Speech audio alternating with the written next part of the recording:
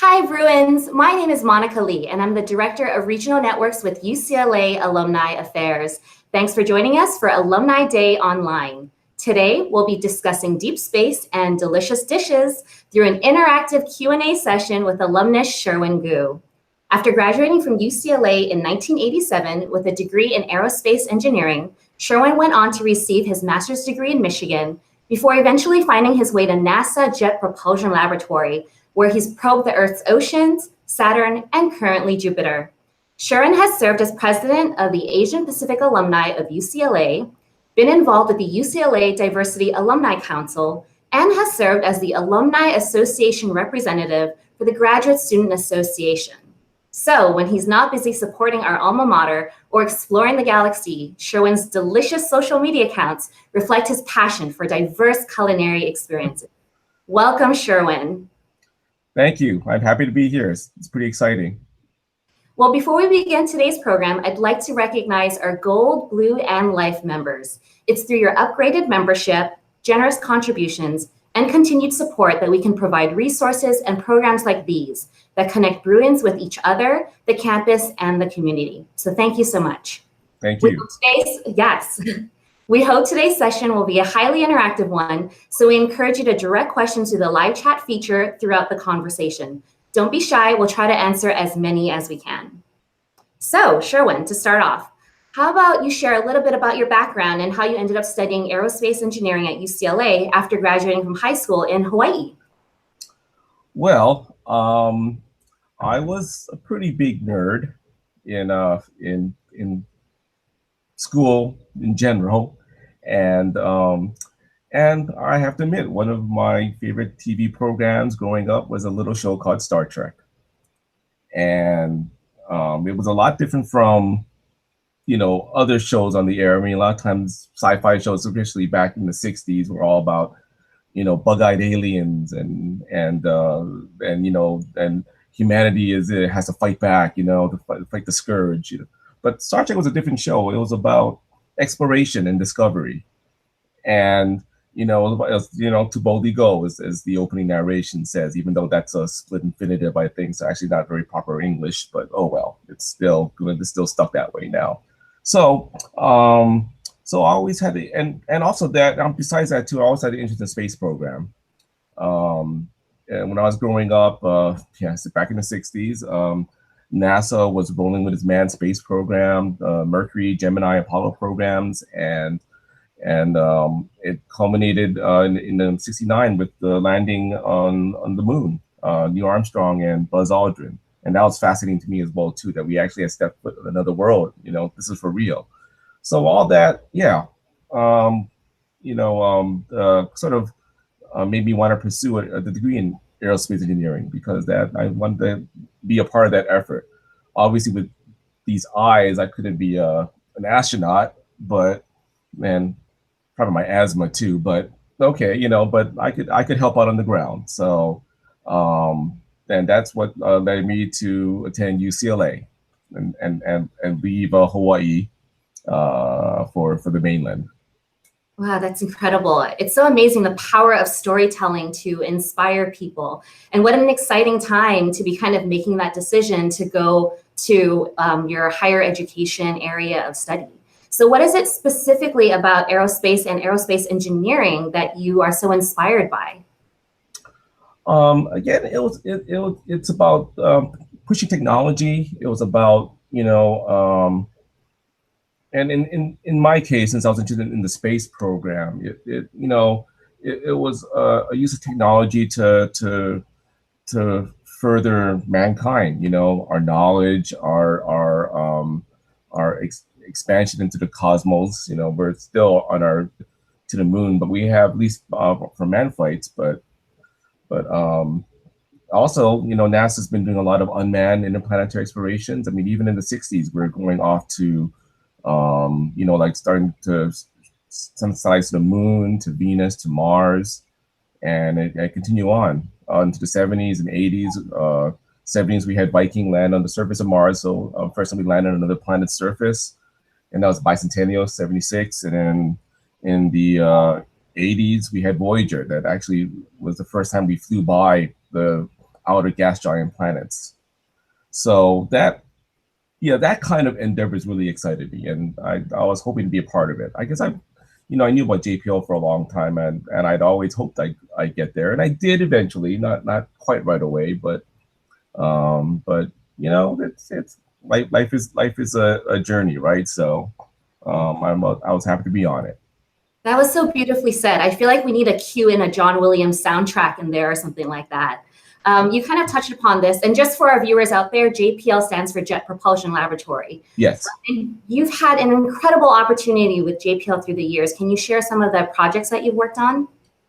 You touched upon them. My first project with JPL was an Earth orbiter called Topex, and it measured the heights of Earth's oceans, and in doing so, you could get a really good idea of the currents, the how the ocean flows, and that added to a lot of our knowledge of for example, El Nino and La Nina, the very somewhat destructive weather patterns that happen around California and the Pacific. And it could also sense temperatures in the Earth's oceans, and also determine how big or how little a particular La Nina or El Nino would be. So that was pretty exciting. And then I managed to come on to Cassini, and that was just for me, a step above and beyond. I joined about a year and a half before launch in '96. I helped get the spacecraft in orbit around Saturn in July 2004, and I flew Cassini to the very end, to its grand finale last year when it entered Saturn's atmosphere. It was an amazing, like job and journey for me to help fly and guide Cassini through all its exploration of Saturn, the planet, the ring, the moons. And now I'm on Juno, which is a polar Jupiter orbiter, and we went to orbit July 4th in 2016, I think. So we're looking forward to 7 more years of exploration as well too. And the cool thing about Juno is that we do get it awfully close to the planet itself. Our closest approach, we're about 3,500 kilometers above the top of the atmosphere. So that's really close. And if you everyone to go on YouTube and search for Jupiter Perigeo flybys, you'll see some amazing movies created by citizen scientists based on the raw images that Juno took. So so 3 great projects I've been a part of. That is so cool. And did I see that you recently had an Emmy in your hands from the Cassini project? I did. I was able to, hold that Emmy. One of the many accolades that Cassini has gathered over the years was, I guess, surprisingly, I guess, at least I was surprised when I first heard about the nomination. But we got an Emmy Award for Outstanding Original Interactive Program, and that was created by the JPL Public Engagement and Media Relations teams in association with our project, and we just wanted to showcase the people and the planning and the events of the grand finale from last year. And amazingly, we won an Emmy. So I got posed with it. I'm sure you can flash a picture of it later on, but it's kind of a surreal moment. It's like, we won an Emmy. Oh wow, okay. Usually you expect the science awards, which is pretty damn cool. But yeah, it's it was a very nice accolade, and hats off to all the outreach people that were involved in creating those programs. They did a great job. That's incredible. And it's so fascinating seeing sort of the evolution of now how we have the technologies to sort of engage people outside of the space and aerospace sort of industry too, through efforts like film and such. And so being as seasoned as you are in the aerospace industry, what sort of changes have you seen through the years, and where do you think it's going to go now?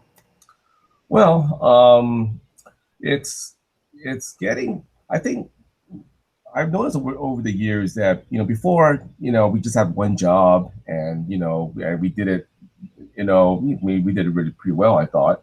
But now these days, a lot of people here, myself included, do multiple tasks and multiple, responsibilities to attend to. And I think that's probably the way of the future. We're going to have to be, we're all becoming more systems engineers, where we have to be aware or be proficient in a decent number of disciplines, and be able to apply all that to all the jobs and all the tasks that you have assigned to you. That's one thing.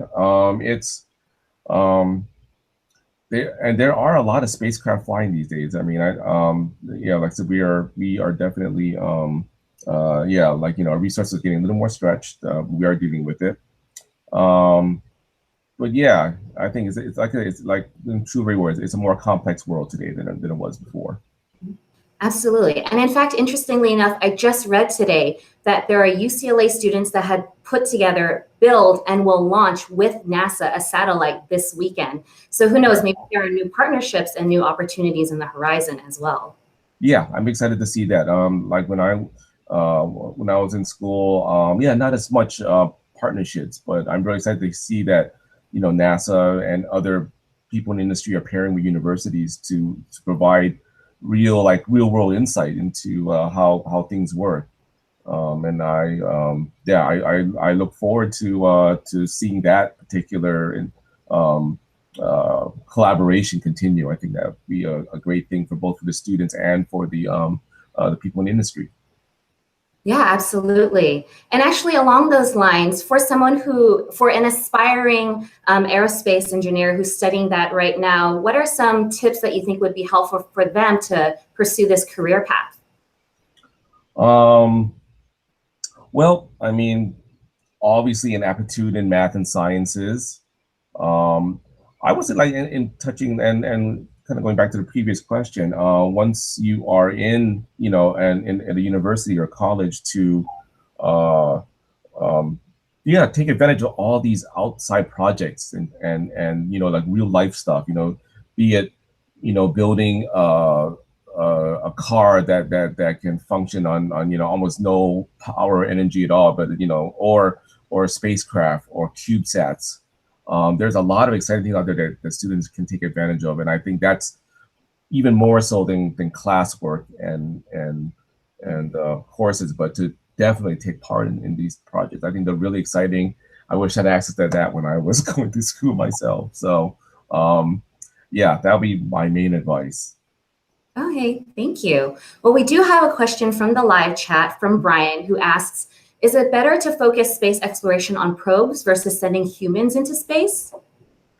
I think I think we should pursue both.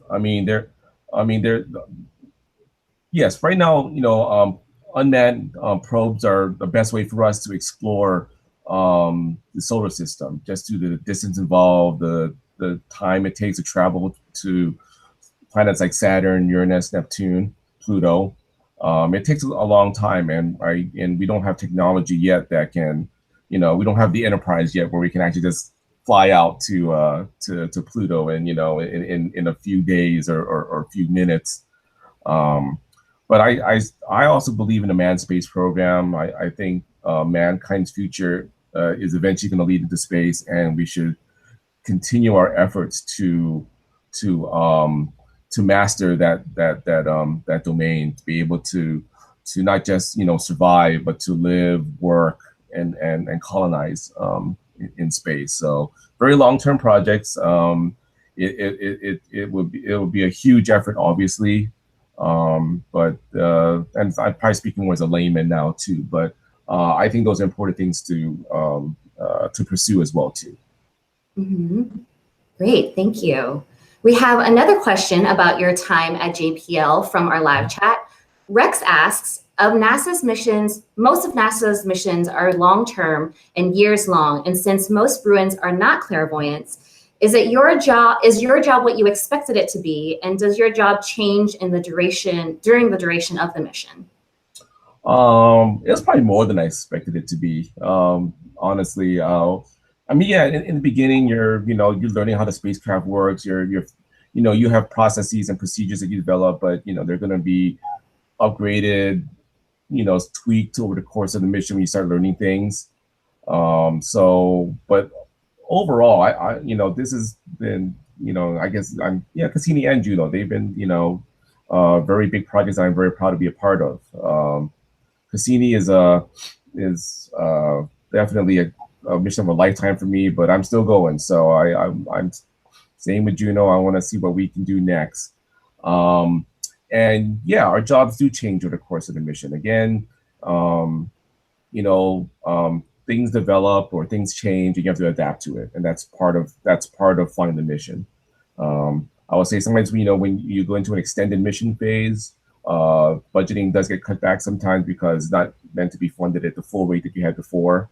So you take on more job responsibilities, more tasks, but you learn more, and your experience gets that much more comprehensive because of it. So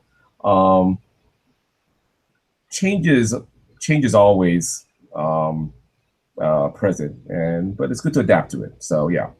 Right. Change is like the one constant in life, right? Change is always the one constant thing, yes. So you had shared a little bit about Cassini and Juno. What is your most memorable moment at JPL? It is probably Saturn orbit insertion, when Cassini went to orbit around Saturn, because we had planned to dive in between a gap between two rings. Like if you see Saturn's rings as a whole, like almost like a cross section of a tree. All these different bands going out, and we were diving through a gap. Now we knew Voyager had gone to the same gap like years ago, but we didn't dive in the exact same place. We're the same distance from Saturn, but not the exact same location that Voyager went through. So we were betting that it would be clear, but we didn't know. So a little bit of unknown, and we're going to burn the engine for the longest time. I think that's the longest main engine maneuver the entire mission. And I've been working for literally like years on the Saturn orbit insertion sequence, along with many other talented engineers and scientists. I mean, it's a group work. It's a group task. It's never going to be a one-person show. You need everybody involved with all their expertise in different subjects to make sure it all flies right. And just to be there in the control room, watching the telemetry come back, watching the range come back, and seeing everything was going okay. And even at one point, I remember project manager telling me, "Yeah, I think we're okay now." I said, "I'm going to wait for that one last pass, and then I'll relax." And of course, we had the prop guys watching the engine burn and monitoring, and they said, "Yeah, we're doing well," and I said, "Yep, we're in orbit." So that was pretty exciting. I think there's a picture of me high-fiving the prop guys on MSNBC for about 5 minutes or 10 minutes, and then they put something else more newsworthy on. But that was fine. So it was a very exciting time. Sure, when you're like our space program celebrity here between MSNBC and the Emmys. It's kind of strange, although I think for now the grand finale got a lot of publicity, so that was always very gratifying to see, actually. So we've sort of touched upon how certainly there are moments in your line of work that can be very stressful. There are other moments that can be very exciting. And so we do have a question from Rex, who asked about students who are interested in pursuing a STEM major. They will have ups and downs in their line of work. How do they stay inspired and engaged in the community and stay as passionate as you are? Well, I mean, hopefully, I guess I'm lucky. I always knew I wanted to be involved with the space program, and I always was excited by it. So that's one thing. It's sort of inside you. You know that you want to do this. I think STEM is a great thing. I know we need definitely more people involved in STEM, and we need it. It literally is how the best dress upon the future. We need more people involved in STEM to solve these problems. Stay inspired again. Yeah, I mean, if you like what you like, those same way. If you love what you do, you're not working. And for me, that's probably true. I'm fortunate. I'm doing a job I love. This is a great place to work. I'm surrounded by people that are probably more brilliant than I am and smarter, but they're equally as passionate about working here. Um, so yeah, I mean, again, if you know you want to be an engineer, you know you want to pursue this, yeah, start working on it. You know, in school, and in college, or the university, and see where we're going to go. Get an advisor, figure out what your career path needs to be, and go from there. Yeah, that's great. I love what you're saying about pursuing your passion. And that sort of brings me to my next question. By day, you are working on Cassini, and then at night, you're having Calbee in Koreatown. Is there a connection with the exploration of space and the exploration of the world's vast food scene? Geez, almost like a Jekyll and Hyde thing. I don't know. Whew, okay. Well, I guess it's well, okay. As a little kid, I like to always enjoyed food, and fortunately, I'm not standing up, so you can't see how big I am. But it's yeah, I've always been kind of passionate about that too. But it's that desire to enjoy food has broadened out, and now it is really fascinating to see how different cultures or different environments influence the food that we eat. Like sure, I've done my fair share of high-end dining, and that's always when I first tried, I had just never literally seen anything like this, and it was just amazing. I think my first high-end dinner then was a place called Alumni in Chicago, and this is back at least 10 years ago. So I haven't been on this kick that long, but the food they served there was just mind-blowing. It was something I could never even conceive of. But now I'm like I said, I'm also want to explore how how food represents a culture or an environment. Like for example, like I'm Chinese American, and I've always been fascinated by how many different regional types of Chinese cuisine there are, and not only I mean I could probably go to China and just it'll take me the rest of my life to explore the culinary dishes, the different culinary dishes that are out there. But also there's but there'll be Chinese food out here, and there's affected by the experiences that the Chinese immigrants had here, and the food they had available too. And it's for me, it's just a legitimate form of Chinese food as anything you can find in China. And I find that fascinating how the differences evolved from that. So yeah, it become a little bit of what I try to do now too, along with flying spacecraft. Well, we are so incredibly lucky in Los Angeles to have access to all this food. And it's so funny when you were talking about your dining experience at Alinea, I sort of had this word of otherworldly pop up in my head based on your conversations. And so do you feel that your explorations of exploring the food landscape have informed your work at JPL in any way, or inspired you, maybe cultivated some creativity and some problem solving? I think for me, it's more just different facets of exploration, I guess.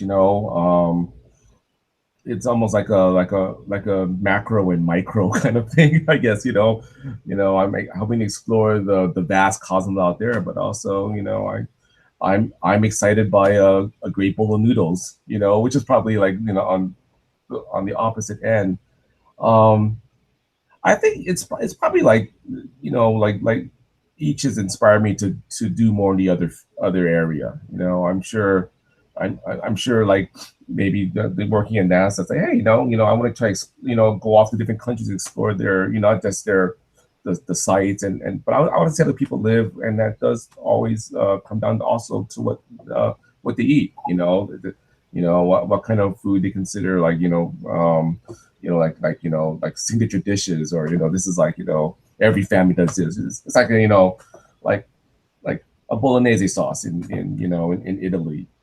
Everyone's nonna does a different recipe of this, and it's all good. But Some use cream, some don't. Some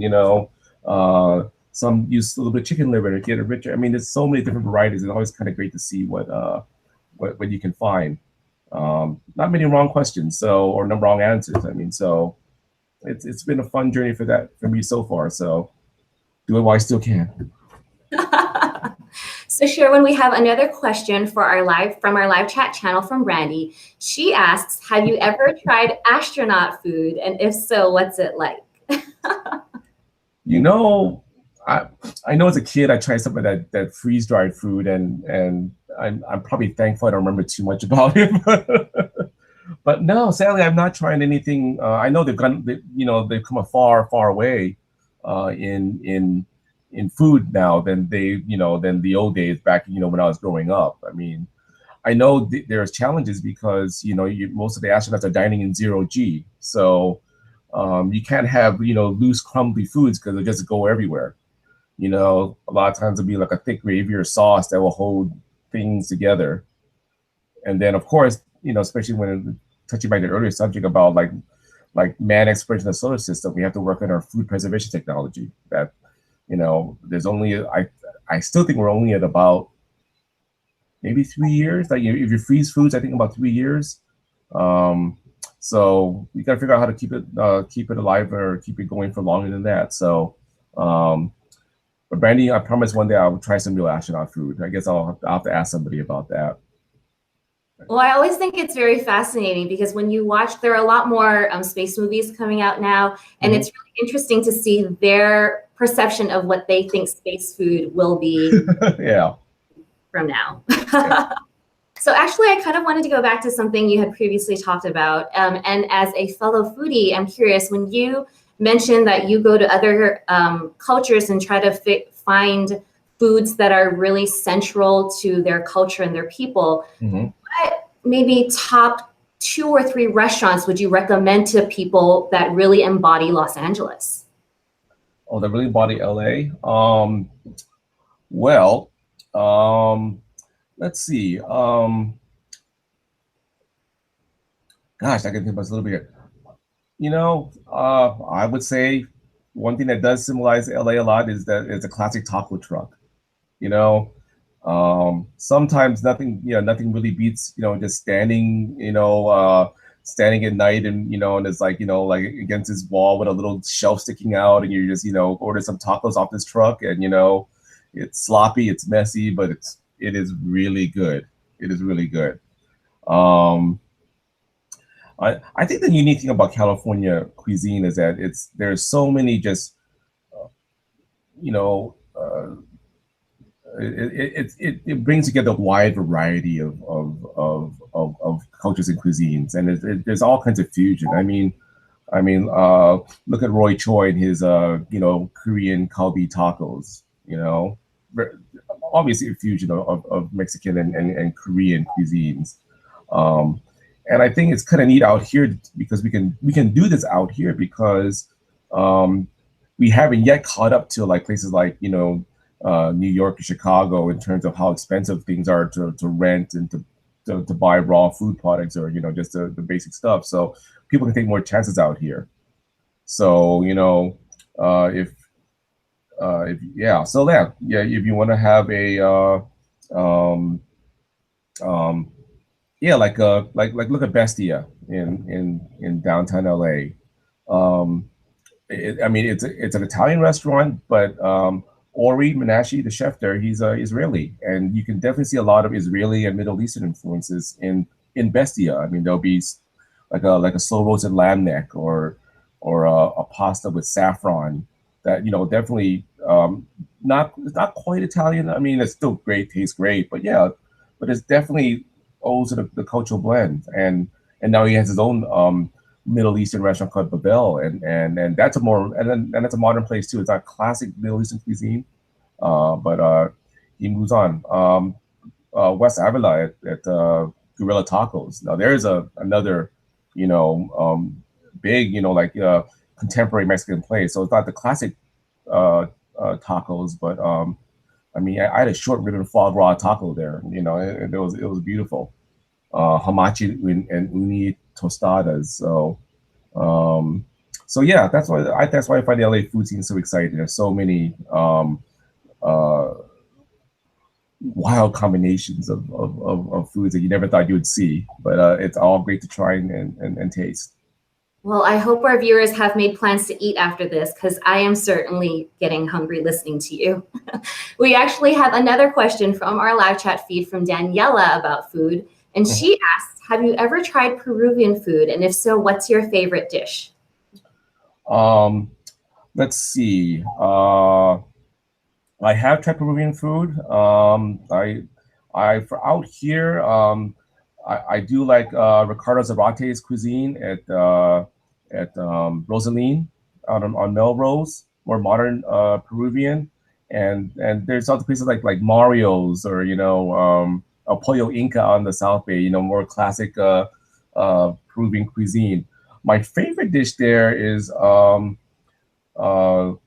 it's probably the ceviches and the and it's sort of it's kind of fun because Peruvian sort of like does fuse in a lot of Japanese and Chinese and Italian. Like lomo saltada is a Chinese influenced dish that I also love there. So, but yeah, some of the ceviches that are great. Yeah, so at least recommend those restaurants out there for Peruvian food. Thank you. So Sherwin, I have a very important question for you. What would be your last meal? I know. That's actually a hard one. That's what um I think Bourdain used to ask that question a lot of his guests. And I have an odd answer because it's a combination of dishes. It's not gonna be one big thing because I figure it's my last meal. I should just indulge. So, for one thing, my mom and dad's beef stew. It's for me that's comfort food. Just like a slow cooked braised beef chuck, and you have like the carrots and potatoes and celery, onions, tomatoes, and then I would add some sushi in there, not to the stew, but as a side dish. So otoro and I had this beautiful, like I think it's Hokkaido uni at a sushi bar in Tokyo, and that was just beautiful. It was like almost sweet. So that would be my last meal for right now. But who knows? It could change tomorrow. So tune in and see. Hopefully not for a long time. Absolutely. I love this. I think it kind of reflects sort of your interest in cross cultures, exploring new areas, and sort of not having just one answer, but a lot of different types of things that you'd like to experience as your last meal. And actually, that does bring me to my last question for you. Given your passion for exploration, if you could travel anywhere in the time, past, present, future, real or fictional, where would you like to go? I know I'm a Star Trek fan. I would love to see the future 20 years from now, but I am happy where I am right now. This is my world. I'm going to explore it right now. I want to see what it has. So this, by definition, is a much exciting time to live. So I'm going to make the most of it. So yeah, and hopefully make it a better place for everyone else that follows. That was wonderfully said. Thank you so much. Well, Bruins, I'm afraid that's all we have time for today. Sherwin, thank you so much for sharing your stories and experiences with us. If you're interested in, I had a great time. If you're finding out Sherwin's next adventure, be it Jupiter or Jambalaya, you can find him on Instagram at SherwinGoo. For those of you watching, thank you so much for joining us and for participating today. If you miss any part of the conversation or would like to share this with your friends, you can find a recording of this on our UCLA Alumni YouTube channel. And once again, thank you to our Gold, Blue, and Life members. Conversations like this wouldn't be possible without you. Enjoy the rest of your day and go Bruins. Go Bruins.